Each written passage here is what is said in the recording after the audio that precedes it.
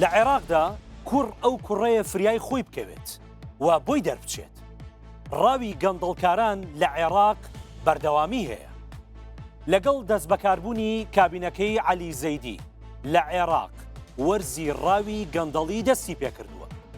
ئێستا کار لەوە دەرچووە کەسێک و دوان بگیرێت. کار گەیشتووەتە دەستگیرکردنی تۆڕە گەورەکان. باز لە تێوەگلانی سێ بەرپرسی کوردیش دەکرێت. دەسەڵاتی دادوەری و دەستەی دەستپاکی سەرقاڵی ئامادەکردنی پاکێجێکن بۆ لێسەندنی پارێزبەندی و دەستگیرکردن لە زیاتر لە 50 بەرپرسی باڵای کابینەکانی پێشوو ئێستا کە وەزیر و پەرلەمانتار و بریکارەکانی وەزارەت و بەڕێوەبەری گشتی و ئەفسەری پلەباڵا لە خۆ دەگرێت. لە نوێترین پرۆسەدا ڕای جبوری پارێزگاری پێشووی سەلاحەدین لە ماڵەکەیدا دەستگیر کرا. 67 ملیار و 1 ملیۆن دۆلاری لێگیرا کە بەشێکی 4 مەتر لەژێر زەویدا شاردرابەوە. چەند ڕۆژێکیشە باز لە هەڵاتنی ژنەکەی محەممەد حەلبوسی دەکرێت. ئەمەی لە تەنیشمەوەیە. نەوار عاسم پێشکەشکاری پێشووی یەکێک لە کەناڵە بەناوبانگەکانی عێراق بوو کە بەشێک لە سونەکان بە خانمی یەکەم بانگی دەکەن. ئەم خاتونە تۆمەتبارە بە گرێبەستی ساختە و وەرگرتنی بەرتیل کە بڕەکەی دەگاتە 450 ملیار دینار لە 3 ساڵی ڕابردوودا. بابینە سەر باسی یەزن کوڕی مەشعان جبوری کە خۆی وەک ڕاوێژکاری سەرۆگۆزیران ناساندووە و بە بەڵێنی درۆ و پۆست و پرۆژە 41 ملیار دیناری خواردووە و هەڵاتووە. دادگاش بە 5 ساڵ بەندکردن سزای بۆ دەرکردووە.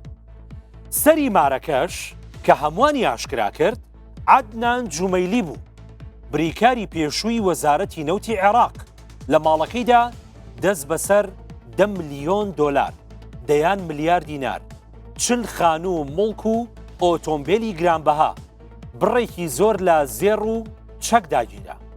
دەڵێن هەڕەشەی ئاشکراکردنی حوتە گەورەکانیشی کردووە. دوای ئەویش عەلا سەمیر جبوری بەڕێوەبەری گشتی دابشکردنی کارەبای ناوەڕاست دەستگیر کرا کە زیاتر لە 70 ملیار دینار لە ماڵەکەی بوو.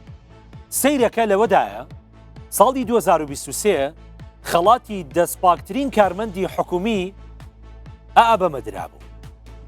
هەروەها فەرحان فەرتوسی بەڕێوەبەری پێشووی بەندەرەکان تۆمەتبارە بە بەهەدەردانی 30 ملیار دینار. پەرلەمانتار حەسەنین خەفاجی داوای لێسەندنی پارێزبەندی لێکراوە بەهۆی هەڕەشە بۆ وەرگرتنی سەرانە و جەمال کەربولی پەرلەمانتاری پێشووش ناچار کراوە 4.5 ملیۆن دۆلاری پرۆژەیەکی وەهمی نەخۆشخانەیەک بگەڕێنێتەوە. لەم کەیسە گەندەڵیە باس لەوە دەکرێت 3 بەرپرسی کورد کە زۆر نزیکن لە عێراقیەکان لەم کەیسە تێوەگلاون، بەڵام هێشتا بە فەرمی هیچ بڵاو نەکراوەتەوە. کاکە هیچ ناڵێت تاو خواتان.